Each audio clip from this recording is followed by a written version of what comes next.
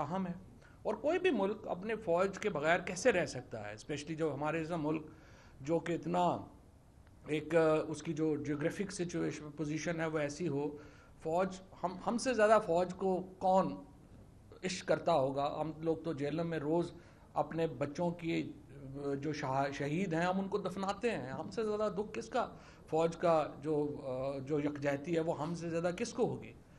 लेकिन देखिए बड़ी सिंपल बात है, हमने एक तय करना है। आप अपने कैरियर चॉइस करते हैं, आप अपनी ज़िंदगी चॉइस करते हैं, कौमें अपना जो नुक्ता नज़र है या फ्रेमवर्क तय करती हैं। आपने फ्रेमवर्क तय करना है। क्या पाकिस्तान को हमने एक जमहूरी मुल्क बनाना है या हमने बर्मा या जो नॉर्थ कोरिया है उसके मॉडल पे उस्तवार करना है। आधा तीतर आधा बटेर नहीं हो सकता। पाकिस्तान की जहां फ़ौज की लीडरशिप की इज़्ज़त बहुत ज़रूरी है, पाकिस्तान की फ़ौज की इज़्ज़त बहुत ज़रूरी है, वहीं पाकिस्तान की पॉलिटिकल लीडरशिप की इज़्ज़त बहुत ज़रूरी है। पाकिस्तान की अवाम के फैसलों के सामने सर तस्लीम खम करना ज़रूरी है। नो कॉन्फिडेंस मूव के बाद 2 दफ़ा पाकिस्तान के लोगों ने फैसला दिया है पंजाब के इंतखाबात में। उसके बाद जो अभी अब इन्होंने अपनी मर्ज़ी से ख्वाजा आसिफ एंड कंपनी ने जो हल्के चेंज कराए थे, 2 दफ़ा पाकिस्तान के लोगों ने 2/3 मेजॉरिटी से इमरान खान के बयानिए को जो है वो वोट किया है। और उस वोट के ऊपर बल्कि 3/4 से 2/3 से भी नहीं, उसके बाद उसके ऊपर सर तस्लीम खम किया जाना चाहिए था। मैं जो आज ISPR की जो हुई है प्रेस ब्रीफिंग, उस पर काफ़ी सच्ची बात यह है कि धचका पहुंचा है। देखिए ना, ख्वाजा आसिफ की प्रेस कॉन्फ्रेंस होती है, राना सनाउल्लाह की होती है। हम पॉलिटिकल पार्टी, हम एक दूसरे को जवाब दे सकते हैं, उनको भी दे सकते हैं, लेकिन हम इदारों की प्रेस कॉन्फ्रेंसेस का जवाब तो नहीं दे सकते, ना ही उनको देना चाहिए। सो ये एहतराम का, इज़्ज़त का ताल्लुक जो है ये बरकरार रहना चाहिए। ये ज़रूरत नहीं है कि हम कोई जो है वो इसका जवाब देने शुरू हो जाएं और वो इसके ऊपर बातें करें। 2 बातें के ऊपर उन्होंने बात की, साइफ़र की बात की। शाह महमूद कुरैशी साहब ने बड़ी तफसील से साइफ़र आपके सामने रखा। कोई प्रॉब्लम नहीं, हम तो कह रहे हैं उसकी तहकीकात कराएं। तो सवाल तो चीफ जस्टिस पाकिस्तान, यही मैं कह के थक गया हूँ, रजिस्ट्रार सुप्रीम कोर्ट हमें बताए ना, सदर ममलिकत से बड़ा कौन सा ओहदा है पाकिस्तान में। सदर ममलिकत ने उन्हें लेटर लिखा है कि आप इसकी तहकीकात कराएं। आप क्यों तहकीकात नहीं करा रहे हैं, हमें तो समझ ही नहीं आ रही। जब हम हुकूमत में थे, स्पीकर ने लेटर लिखा कि इसकी तहकीकात होनी चाहिए। सवाल ये है साइफर है नहीं है, होगा नहीं होगा, हमने साजिश गढ़ी होगी, हमने बुरा किया होगा, लेकिन भाई तहकीकात से क्यों आप जो है वो नहीं हो रही। तहकीकात कराएं आवाम के सामने। और फिर माशाल्लाह कमीशन बनते हैं, कभी रिपोर्टें ही नहीं आई उनकी हमारे सामने यहाँ पे जो कमीशन बना है उसकी रिपोर्ट ही कभी नहीं आई। तो हम चाहते हैं एक ताकतवर कमीशन बने जो साइफर की तहकीक करे और सामने रखे। यही मामला जो है वो अरशद शरीफ का है। अरशद शरीफ साहब के ऊपर जो थ्रेट्स थे या उनको जो धमकियाँ मिली वो खुफिया तो नहीं थी, वो तो पब्लिक नॉलेज में है। मिसाल के तौर के ऊपर ये जो लेटर लिखा अरशद ने 12 जुलाई 2022 को सदर ममलिकत को और आरफ अलवी साहब को उन्होंने ये लेटर लिखा और उसमें उन्होंने कहा, your excellency president of Pakistan, as a law-abiding citizen of Pakistan, I seek justice and protection of law to ensure my fundamental rights and fundamental rights of journalists and place information about grave threat to life and liberty to self and other journalists on record. Arshad शरीफ साहब की family को threats आए। वो जब यहाँ से ये को खैबर पख्तूनख्वा की हुकूमत ने, उन्होंने अपनी क्लैरिफिकेशन भी वैसे अब जारी कर दी है, उन्होंने अपना मौक़िफ़ भी दे दिया है। खैबर पख्तूनख्वा की हुकूमत के कहने के ऊपर वो बाहर नहीं गए और वो फ्रैंकली वो बाहर जा भी नहीं रहे थे, इसीलिए उन्होंने कोई वीज़ा भी नहीं लिया। जो लोग भी जर्नलिस्ट कम्युनिटी में अरशद शरीफ को जानते हैं, जो भी उनके करीब हैं, उनको पता है वो किस तरह का बंदा था। वो बड़ा दलेर आदमी था और उसको जब कहा गया कि आप वीज़ा लगवा लें, वीज़ा लगवाना अरशद के लिए तो कोई प्रॉब्लम नहीं था, उसने कहा मैंने नहीं लगवाना। जब आपने 16 केसेस यहाँ पे राना सनाउल्लाह ने बनाए, आज बैठ के जो है वो बातें कर रहा है, 16 केसेस अरशद शरीफ के ऊपर बनाए गए। और कल जब वो लेने गए, वो कह रहा था मैयत लेने मैंने जाना है, तो खैर वो मैं नहीं बात करना चाहता कि क्यों वो वहाँ नहीं जा सके और किसने कहा कि आप कुछ शर्म करो जो आप जा रहे हो, वो उसमें मैं नहीं जाना चाहता। 16 کیسز یہاں پہ بنائے گئے. وہ تو جسٹس اطہر من اللہ نے ان کو بیل دے دی اور وہ وہاں پہ بچ گئے, ورنہ اس حکومت نے تو ان کو شاید جیل میں جو ہے ڈلوا کے مروا دینا تھا. وہ یہاں سے ان کی جان بچ گئی. اور رانا ثناء اللہ کی جو تاریخ ہے وہ ہم سب کو پتہ ہے, ہم نے تو نہیں کہا. عابد شیر علی کے والد کہہ رہا ہے اس نے 22 لوگوں کو قتل کروایا. اور اس کے بعد اب انتہائی بے شرمی اور ڈھٹائی سے پریس کانفرنسوں پہ پریس کانفرنسیں کر رہا ہے. 16 کیسز یہاں پہ بنائے. اور جب یہ گئے ارشد شریف, تو عمران خان نے جب ان کو کہا, عمران خان صاحب نے مجھے خود بتایا کہ انہوں نے کہا کہ تم چلے جاؤ, تو انہوں نے جانے سے انکار کر دیا. ارشد بعد میں جب گئے, جب ان کو پاکستان میں بولنے ہی نہیں دیا جا رہا تھا, ان کے اوپر بین لگ گیا تھا کہ کسی ٹی وی پہ نہیں آنا, کچھ نہیں کرنا, وہ صرف بولنے کے لیے باہر گیا, وہ جان بچانے کے لیے باہر نہیں گیا. اس کو تو پتا تھا باہر اور اندر کا کیا مسئلہ ہے, یہاں پہ کیا پرابلم ہے. تو اس لیے پہلی بات تو یہ ہے کہ ارشد شریف کے اوپر جو ISPR نے آج بات کی بڑی خوش آئند ہے. انہوں نے کہا تحقیقات ہونی چاہیے, اور اس کے ساتھ انہوں نے جو ایک اور بات کہی ہے, انہوں نے کہا کہ جو UN کے تحت یا انٹرنیشنل جو باڈیز ہیں اس کے جو ایکسپرٹس ہیں, لوگ ہیں, ان کو شامل کیا جانا چاہیے. یہ بڑی اچھی بات ہے. دیکھیے اس میں 3 ممالک شامل ہیں.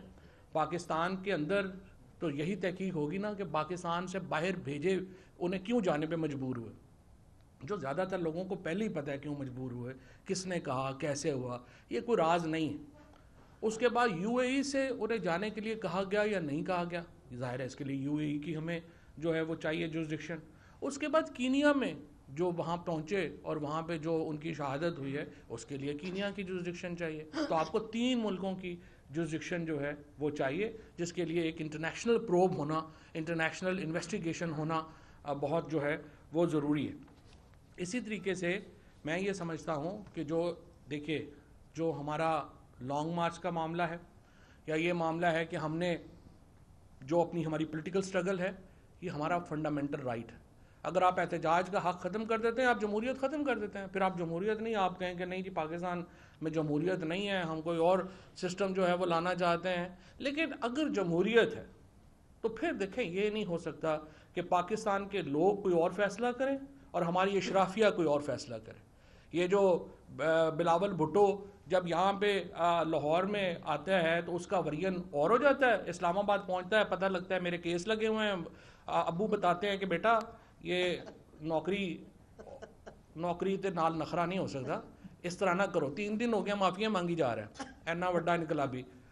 بات یہ ہے یہ لوگ سارے مجبوری میں یہ جو کر رہے ہیں نا, ان کے یہ مجبوری میں کر رہے ہیں.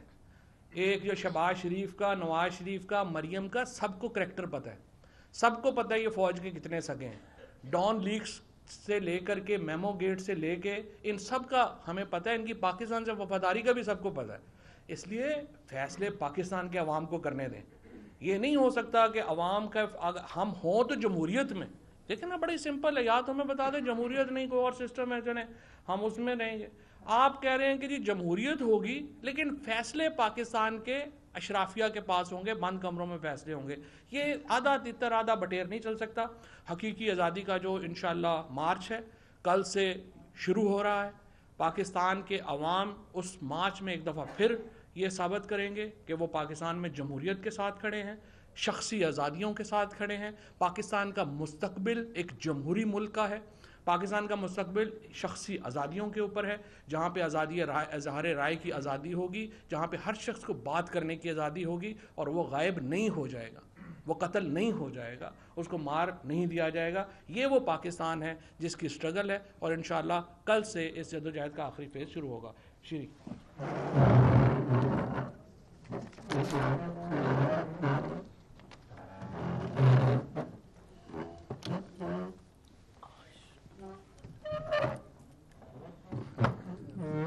بسم اللہ الرحمن الرحیم.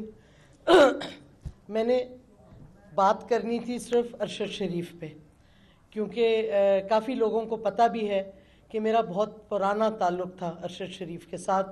جب وہ قائد اعظم یونیورسٹی میں اسٹوڈنٹ تھے, وہ اپنی والدہ کے ساتھ آئے تھے. میں نے پلس ویکلی شروع کیا تھا, اور ان کی والدہ نے کہا, اس وقت بڑا شرماتا تھا ارشد بات کرنے سے, کہ میرا بیٹا آپ کا بڑا فین ہے تو آپ اس کو ٹریننگ دے دیں, وہ آپ کے ساتھ کام کرنا چاہتے ہیں. ادھر سے میں نے شروع کیا, ارشد اور ہماری ادھر سے دوستی ہوئی. میرا ایک طرح بیٹے کی طرح بھی تھا, چھوٹا بھائی بھی کہہ لیں. ادھر سے جب تک وہ بلکہ 3 دن پہلے اس کے قتل سے میری بات ہوئی اس سے کینیا میں، اور وہ واپس آنا چاہتا تھا. اس کو یہ عجیب خبریں لوگ دیتے ہیں، اور مجھے آج بڑا افسوس ہوا جب ڈی جی ISPR نے کہا، جو کہ بالکل غلط بیانی تھی، اور مجھے اس پہ افسوس یہ ہوا کہ ایک شخص کا اتنا بروٹل قتل ہوا ہے اور آپ کہہ رہے ہیں کہ اس کو تو کوئی خطرہ ہی نہیں تھا کیونکہ وہ دن رات میرے ساتھ کانٹیکٹ میں تھا، اور اگر خطرہ ہوتا تو مجھے بتاتا. میرے پاس پوری کانورسیشنز ہیں فون پہ. اب میں فیصل واؤڈا کی طرح یوں نہیں کہوں گی فورینسک تیار ہے، کیونکہ میں جھوٹ نہیں بول رہی. Arshad was very dear to me, اور جس طریقے سے اس کے ساتھ ظلم اور تشدد کیا گیا پہلے پاکستان میں، جس طریقے سے اس کو تھریٹس ملی. اچھا، اس کا مجھے 26 اگست کو فائنلی، کیونکہ وہ اس کا شو بند ہو گیا، اس نے واٹس ایپ اپنا بند کر دیا، تو مجھے گھبراہٹ تھی کدھر چلا گیا ہے ارشد، کیونکہ یہ ہوتا نہیں تھا کہ ہم کمیونیکیٹ نہ کریں. 26 اگست کو اس کو میں نے پھر میسیج بھیجا ٹویٹر کے DM پہ، بیکاز ٹویٹر پہ میں دیکھ رہی تھی کہ ہی واز اسٹل پریزنٹ. تو اس نے مجھے، میں نے کہا کدھر ہو تم، آر یو آل رائٹ، کیا حالات ہیں؟ اس کا جواب میں صرف آپ کو پڑھ دوں گی، اٹس رائٹ ہیئر، کہ high in hiding doc they had sent assassins after me. اور یہ مجھے ارشد نے جانے سے پہلے بھی ایک دفعہ کہا تھا کہ میرے پہ ہیڈ منی ہے، اور میں نے یہ کئی دفعہ انٹرویوز میں کہا ہے کہ اس پہ ہیڈ منی ٹیررسٹ کو دی گئی ہے. میں اب یہ نہیں الزامات لگانا چاہتی کس نے دیے ہیں، سب کو پتہ ہے کون اس کی آواز چپ کرانا چاہ رہا تھا. اس نے کہا they had sent assassins after me. IK also knows about threats to me and was kind enough to warn me. اور خان صاحب نے خود بھی کہا میں نے اس سے وارننگ دی تھی. Too many players local with international nexus. باقی پھر ہماری پرسنل باتیں ہوئیں. اس کے بعد 1 اکتوبر کے لگ بھگ وہ واپس واٹس ایپ پہ آیا، اور اس وقت بھی بات چیت ہوئی. اور میں نے اس وقت صرف اتنا پوچھا تھا کہ تم جو ویلاگ ہروس کر رہے ہو اور جو بیک گراؤنڈ تمہارا ہے، اگر تم ہائیڈنگ میں ہو تو اس بیک گراؤنڈ سے لوگ ٹریس نہ کر لیں تم کدھر ہو. مجھے کیا پتا تھا کہ آلریڈی لوگوں نے ٹریس کر لیا تھا. لیکن یہ کہنا، ایک شخص جس نے آرمی پہ اتنی ویڈیوز اور پروگرامز بنائے، جس کے مجھے یاد ہے ابھی تک وہ دن when his father died of a heart attack، اور پھر اس کا بھائی جو آرمی میڈیکل کور کے ڈاکٹر تھے، آتے ہوئے ان کا ایکسیڈنٹ ہوا، وہ دن مجھے ابھی تک یاد ہے. میں جب ان کے گھر گئی، اتنی انہوں نے سیکریفائسز دی، اور آپ آج بیٹھ کے کہہ رہے ہیں جی کوئی تھریٹ ہی نہیں تھی ارشد شریف کو، نہیں تو وہ مجھے بتاتا اس کو کون تھریٹن کرتا اس کے فیملی میں. تو یہ تو صحیح بات ہے، غازی اور شہید بھی بہت ہیں، ہم ان کی عزت کرتے ہیں. خیر عزت تو آپ نے کیا دکھائی، اس کی شہادت آپ نے کروا دی. اس کو بروٹل ٹارگیٹڈ مرڈر جس نے بھی کیا ہے وہ وہی ہیں جنہوں نے تھریٹن کیا. اور اب ہمارے ادارے کہہ رہے ہیں جی کوئی تھریٹ ہی نہیں تھی، یعنی کہ ایسے ہی وہ چلا گیا. اب پتہ نہیں کدھر کدھر الزامات. کل فیصل واڈا نے جو بےہودہ پریس کانفرنس کی، خیر اس کا تو سارا کریڈیبلٹی رانا سنالو نے خود ہی ختم کر دی جب اس نے پریس کانفرنس کر کے بیسکلی بتا دیا